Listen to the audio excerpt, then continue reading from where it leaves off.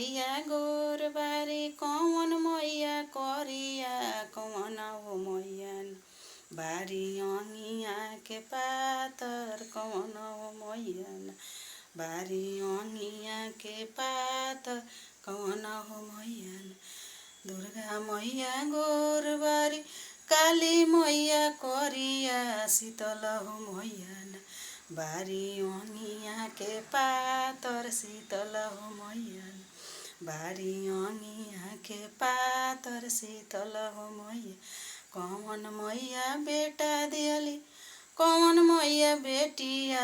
कौन हो मैया दिली सुर हो सिंगारावा